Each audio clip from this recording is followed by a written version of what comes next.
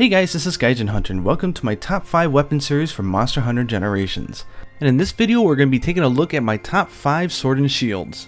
Note that in Monster Hunter Generations there are dozens of final form weapons that cover everything you can possibly want, from every element to slots, no slots, good sharpness, bad sharpness, you name it. So finding the best of the best is actually an impossible task. These are just the personal favorites that I used and I really enjoyed, so if you're having any trouble coming up with some endgame goals, maybe this can give you a hint. Go ahead and let me know down in comments which weapons that you found to be your favorite to give everybody else some more choices. Okay, let's jump in. The first one out of the gate, and you guessed it, is a Hellblade Glabinous weapon. This one is called the Magma Hellblade. It's got 200 attack, 5% affinity, and 25 blast. Whew! And natural white, so as long as you pair this with Razor Sharp or the other Absolute Evade that sharpens your weapon, you'll be able to maintain this white sharpness without too much problem, and 25 blast is really good.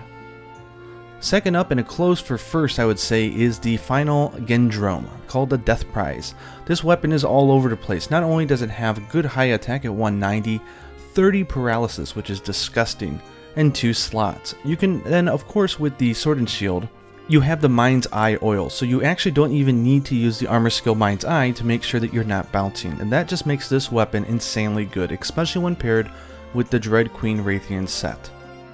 The next weapon, and this is, I'm definitely biased because I love the monster Alatreon, but it's the Alatreon Star.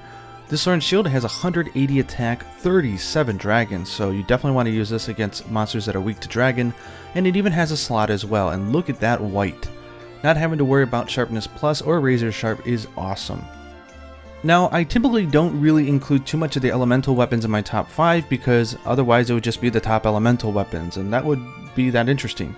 But I have to include the Daze Eye because this one I just find ridiculous. It's got 180 attack, 44 fire. 44 on the sword and shield, guys. That's the equivalent of 440 in Monster Hunter 4 Ultimate. And a 1 slot. If you can do sharpness to get it up to white sharpness so it does a little bit more raw, but if you're up against a monster that's weak to fire, 44 fire is going to be doing an insane amount. And because I'm a huge fan of the blunt skill, which is bludgeoning, which gives you plus 15 attack on a weapon that has green sharpness, here is the fighter sword. You might recognize that design. This is the final form of the Hunter's Knife, which is the very beginning sword and shield that you get. So this gets in my top 5 just for the fact that they've finally given it a final endgame form. That's just hilarious. And with 230 raw and long green, this thing is solid as well.